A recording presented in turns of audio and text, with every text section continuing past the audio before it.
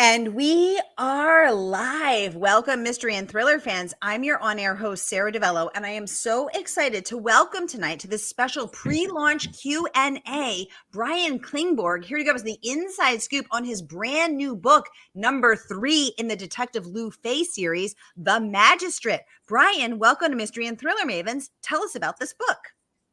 Thank you so much. I appreciate you having me here. The Magistrate is set in the north of China in a city called Harbin, which is not far from the Russian border. And the plot concerns a group of corrupt officials who run one of the districts there, like their own little private fiefdom, enriching themselves at the expense of the people that they're supposed to be serving. And that's working out very well for them until a shadowy figure who calls himself or herself or themselves the magistrate starts to target them for some kind of vigilante justice, snatching them off the streets and meting out various kinds of medieval punishments. So, of course, this group, this cabal, this secret society of officials is quite concerned about this, not only because they're worried for their safety, but they do not want the real authorities to figure out why they might be targeted and to bring to light some of their nefarious activities. So they start running their own search for who the magistrate might be. And meanwhile, about 30 or 40 miles away in a small township called Raven Valley, you have Inspector Lu Fei, who's the protagonist of the series. And he's called to the scene of a murder where he discovers a body that's been set on fire and mutilated. And he discovers through his investigation that this is a criminal who is involved in a cyber sex ring based in Harbin. So Lu Fei's investigation takes him back to this city. Now, the city of Harbin in the north of China has some bad memories for Lu, because that's actually where he got his start as a police officer. And he was a rising star there until he caught his supervisor in a compromising position. So he was then fired and basically exiled to this smaller town. Now he finds himself back in Harbin, kind of ensnared in this net of vice and corruption and caught between these corrupt officials, his ex-boss, who's now the chief of homicide in Harbin, and this shadowy figure named the Magistrate. Whoa. We have a lot to talk about. Medieval culture, corruption, sex rings, northern China, Russian influences, a detective with a shadowy past, the shadowy figure known as the Magistrate, whose lieutenants Zhang and Li are out kidnapping, torturing, marking, torching, lighting a fire, torturing and torching various bodies. Brian Klingborg, we got a lot to talk about. So I can't wait to dive right in. But first, I just want to welcome everyone, because we are broadcasting live to 6 different destinations across Facebook and YouTube. So mystery and thriller loving friends, no matter where you're watching from, you're in the right place. It is the right time. It is Mystery Monday. And because Mondays can be murder, we're here to make them a little less painful for you. If you've been here before, you know the drill. And so does the Magistrate. But if you're new here, here's the drill. So every Monday, I give you my hand-picked featured authors, and you get to ask them anything. So Brian has an undergraduate and graduate degree in Asian studies. He's lived in China. I know I have a lot of questions about these characters, about world building, and there's a lot of praise that this book is earning, which I want to kick off with. So while you're thinking of your questions, type them in the chat box. I'll get them right over to them. To Brian. So I want to kick off with this praise from Kirkus, Brian. They call this a complex, challenging crime yarn. Now I'm going to pop that up so we can all look at this. So you've got a lot of characters here. In fact, you start out with a character map at the beginning of the book, and then all of those characters have live in their worlds. So let's talk about your process in creating this complex, challenging crime yarn. Are you a plotter, or do you live in a beautiful mind kind of house with giant Post-its all over? Does it just come to you? How do you keep track of it? Give us tell us all the things. I am a compulsive outliner. I outline and then I jettison and I outline again and I write. So my process is generally a little chaotic, even though I always set out to be very organized. I try to come up with a plot. I try to come up with certain important plot points and maybe the direction that we're going. And I will outline that, and I will do a lot of research. These books require a lot of research. I'll do a lot of research to try and fill in certain gaps. I'll spend days and hours looking up what may be minor facts that inform the novel, and some that I end up never using anyway. What kind of cars do people drive? What is the most popular meal in the north of China? Lots of different things like that. Anyway, I'll outline, I'll start writing, and then I'll find about a third of the way through that something's not working.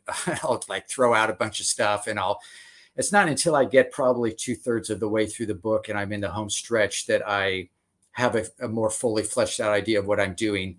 So I'm constantly going back and rewriting.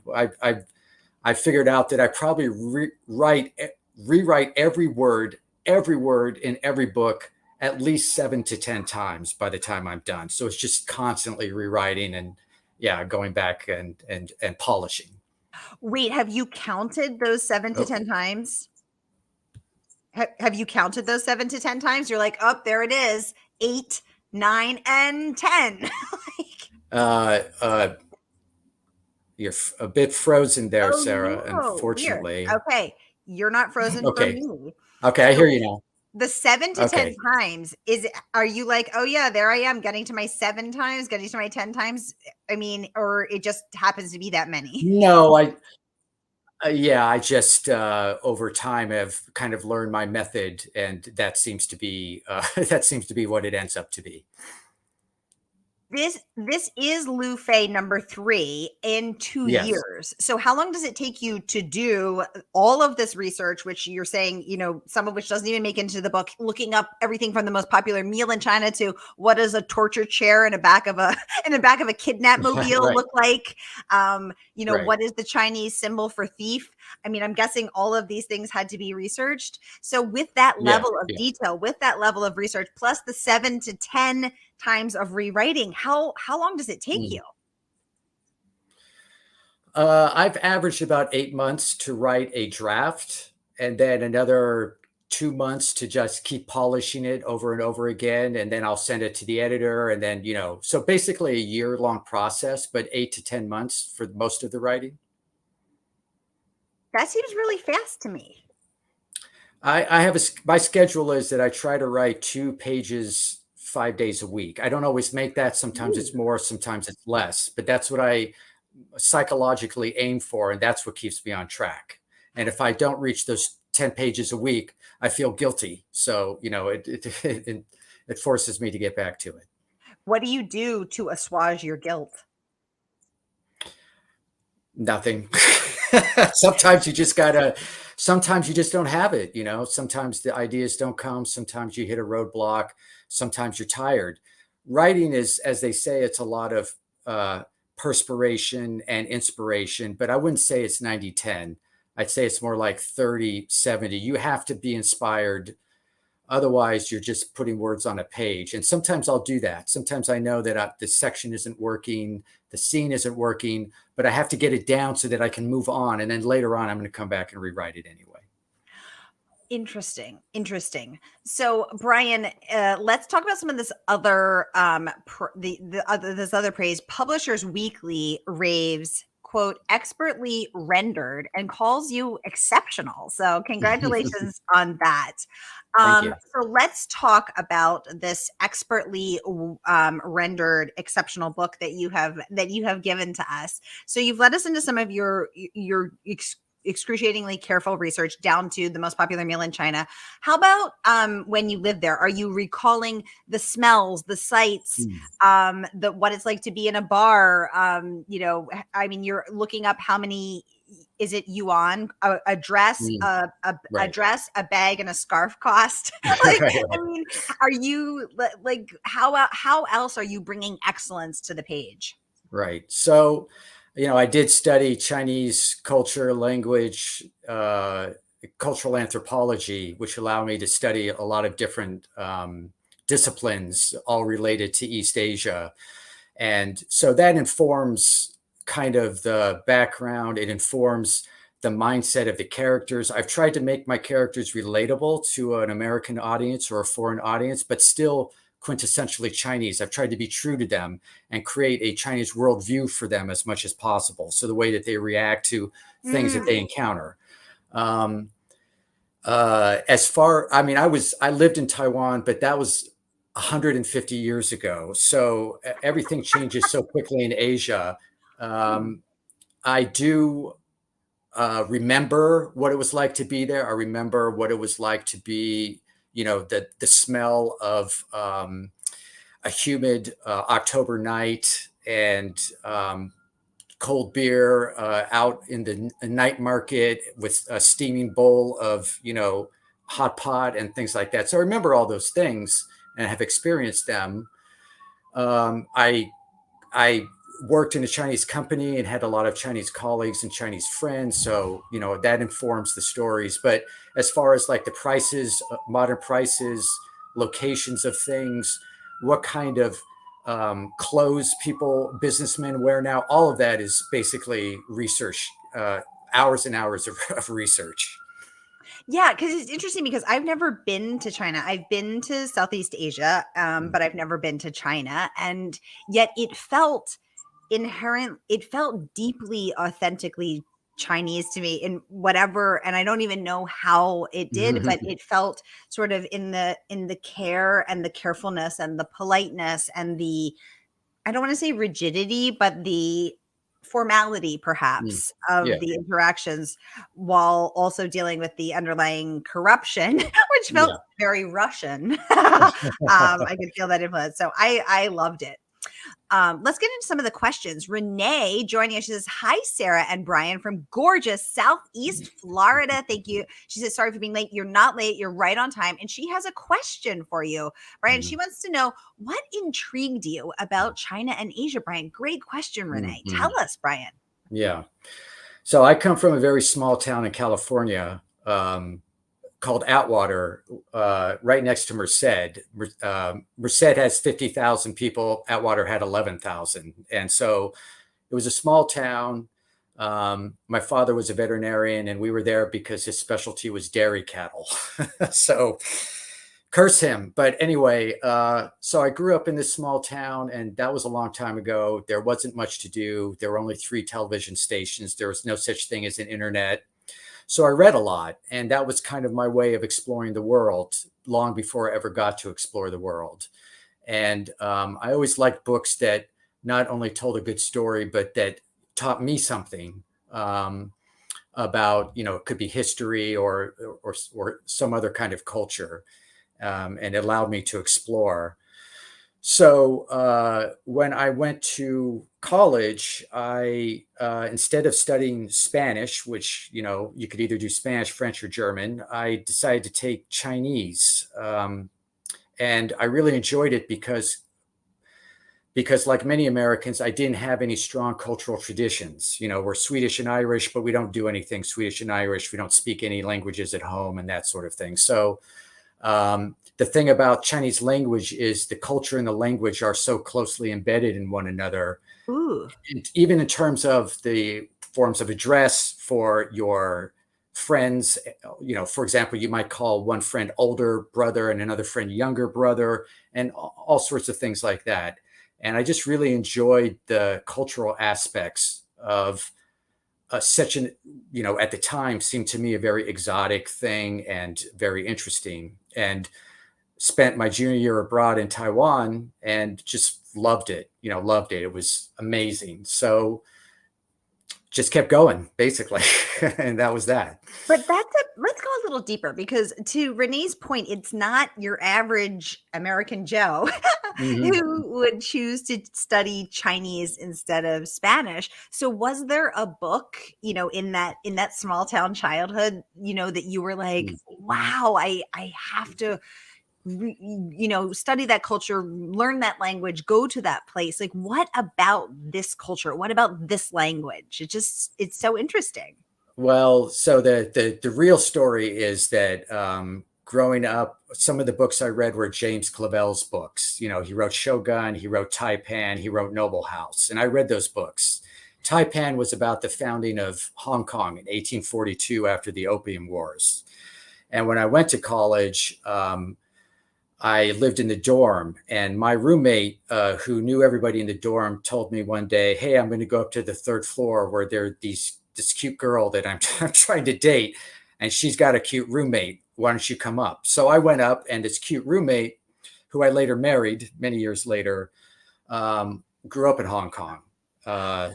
So she's Vietnamese by birth, but went to an American school, so culturally American. But, so I'm this small town boy from California who meets this exotic woman who grew up in Hong Kong, and she had a poster on her wall of Hong Kong. And I looked at the poster. I said, "Oh, Hong Kong ceded to the British in 1842 after the Opium Wars." And she was amazed because she'd only been in the US for 3 days and had never met anybody who knew where Hong Kong was, let alone any of the history behind it. So she, of course, was part of the inspiration that really sent me down the rabbit hole of studying Asian culture.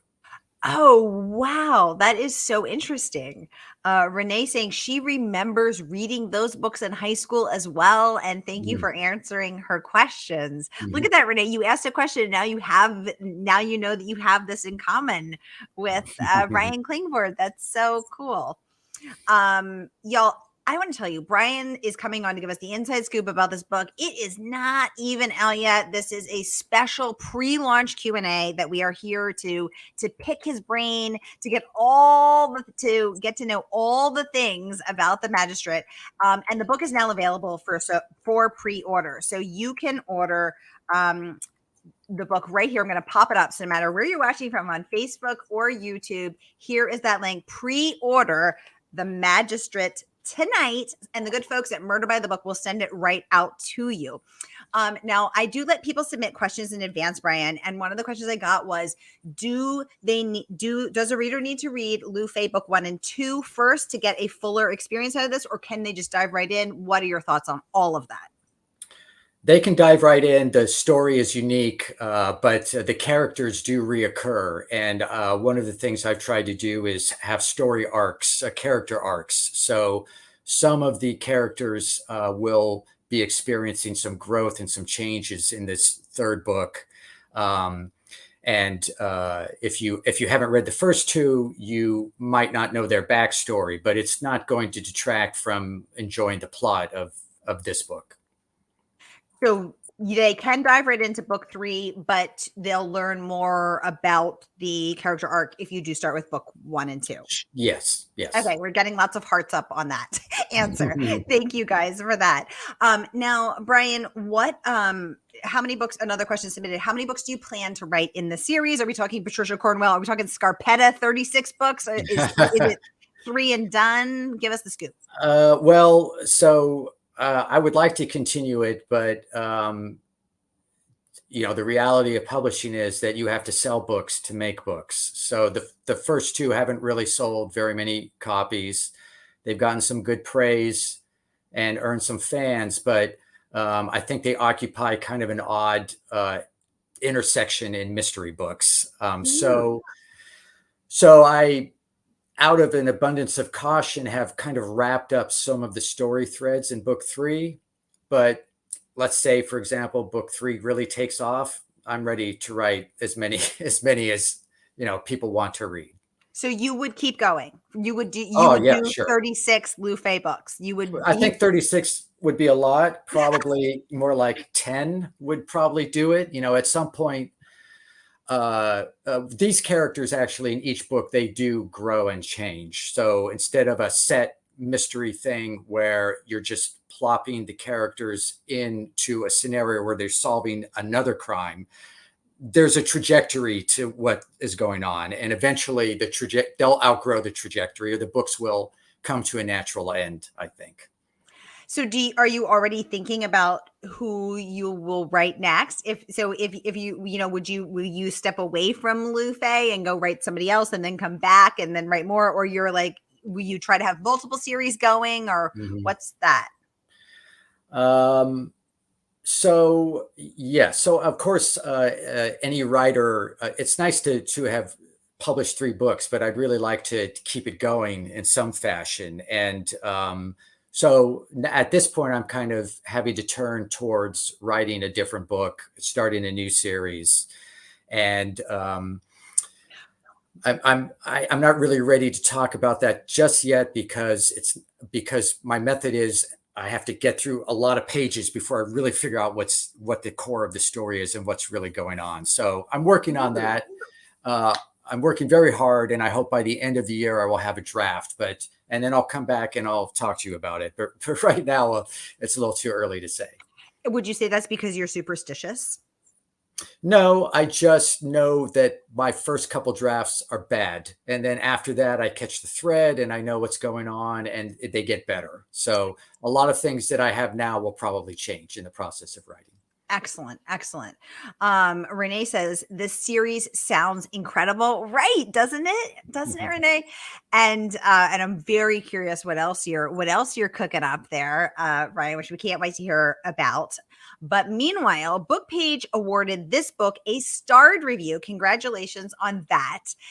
Raving about your ability to create nonstop action, suspense galore, fascinating locale, and compelling characters. So let's dive a little bit more into those 4 components of this book, which BookPage based their starred review upon.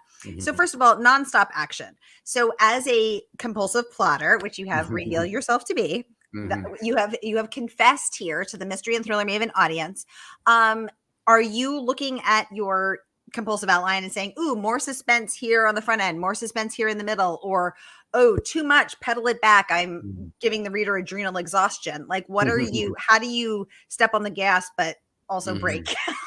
Yeah, I think that's really a product of what the plot requires. And each of the 3 books are a little bit different. The second book was kind of an international anti-James Bondian kind of thing where Lu Fei went undercover into Burma to explore illegal animal trafficking. And that was a lot of action. This book was a lot of investigation, police procedural with a very, energetic climax, basically. And that's just what the plot required in order to tell the story. If I want to tell a story about corruption, I have to explore corruption. I have to set the stage, and I have to have a story arc. Then, luckily, I have the magistrate doing bad things, and you can interject those to add tension and so on. But yeah, for the most part, it's kind of a ramping up of tension, and then boom, at the end, it gets very explosive. Ooh, well, I want to talk a little bit more about this, but meanwhile, we have a great question, which is, does Murder by the Book carry all of your books? And the answer to that, yes, ma'am, they sure do. So right here, you can get Thief of Souls. I'm going to pop that right here in the comments, which is book number 1 in the Lu Fei series. So here is that one. And then number 2, I'm going to pop that in as well, which is Wild Prey, which is Lu Fei book number 2. And I'm going to pop that in as well as out soon, Lu Fei number 3, The Magistrate. Thank you for that wonderful question, Renee. And yes, I'm so glad to say that the store does. And so here again, I'm going to pop up Lu Fei book 2. Oops, I lost it because they're going too fast. Here is Lu Fei book 2. And you can also search by Brian's last name, Klingborg. But here is that direct link for Lu Fei book number 2 to get you all ready for The Magistrate. Thank you for that wonderful question, Renee. I appreciate you so much. Margaret Bernard joining us live from Portland, saying, loving your spring flower vlogs, Sara. Murder May Monday indeed. Oh, thank you for appreciating how I am juxtaposing cherry blossoms and the violent murders that are Klingborg's. I know. Did you notice how I was like, and here we have the cherry blossoms. A violent murder draws a charred body, draws Detective Lu Fei to the scene of the crime. But here's a beautiful daffodil. I was trying to create a fun juxtaposition. So thank you for picking up what I'm putting down. um, Brian, let's talk a little more about the third and fourth components of that starred review, which is the compelling characters and the fascinating locale. So, having lived in Taiwan, you have immersed yourself in Taiwanese culture, also through your rigorous research, spending hours or sometimes days drilling down to those details, enriching the story. What about the compelling characters? How did you render this big cast? Yeah, so when you're writing a mystery, as you know, you generally are going to have a central character. They're going to get the most of the time, most of the pages, most of your attention. You have your villains. My goal with villains is always to render them as three-dimensionally as possible. I'm not into the one-dimensional guy who's 100% evil. Everybody who does something bad in my books must be motivated to do it for some particular reason, not just because they're nasty people. Those may not be noble motivations, but still, I'm trying to round them out a little bit.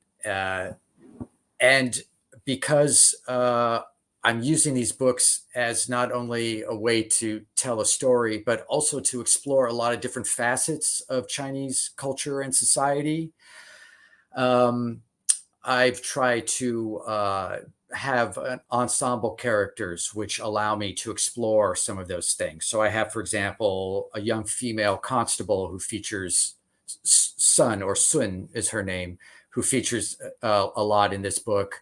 And she's turning 30 and is feeling pressured to get married because, traditional Chinese culture is you get married and you have children.